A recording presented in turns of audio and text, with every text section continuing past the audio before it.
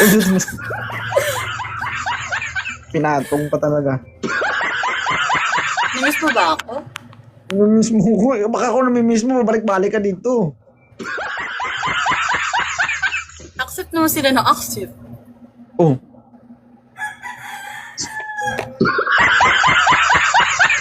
Titignan ko ngayon request section kung ilan yung nagre-request. 54 katao nagre-request.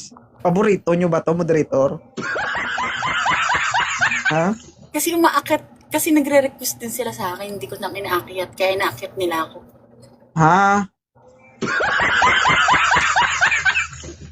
Uy, Diyos ko. Huwag ka malikot ha, kalma ka, huwag ka magalaw. Masakit sa mata. O bakit ka nandito? Wala lang.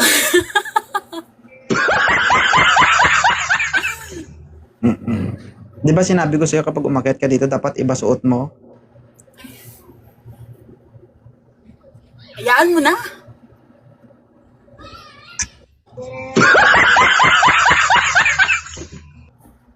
Alam mo sa ginagawa mo, sasabihin na ng iba, gustuhan ko yan. Ha? Atras ka doon, huwag kayo payuko-yuko dito, bak masampal ko yan. Eh kung ako, push, Lolo. push. Yat. Ay, Hindi ka nagsasawa dito sa live ko? hindi, ikaw ba? Nagsasawa ka pa? Wala mo na akong magawa, nandiyan ka na eh. Paborito ka na yung Dros. Wala ko rin naman magagawa eh. Hanggat may TikTok, hindi ako magsasawa sa'yo. Talaga ba? Isang ganyan mo na, ganyan ko na.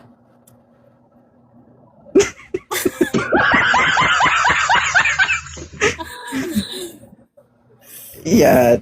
Kasalanan. Ito. Bakit kailangan yung muko? Pwede naman mag-ganon eh. Ba't kailangan yung muko?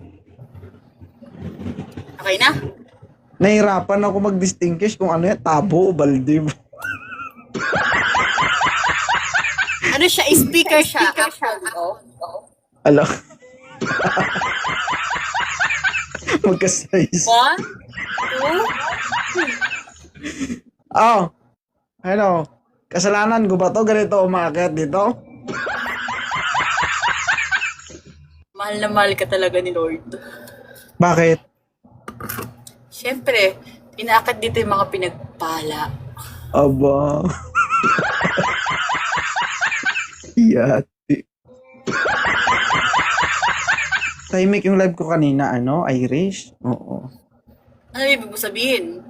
Di, okay lang. Go with the flow lang kami kanina dito. Ngayon parang na-hyper na ako. Kasi nga may speaker. Napapaisip ka.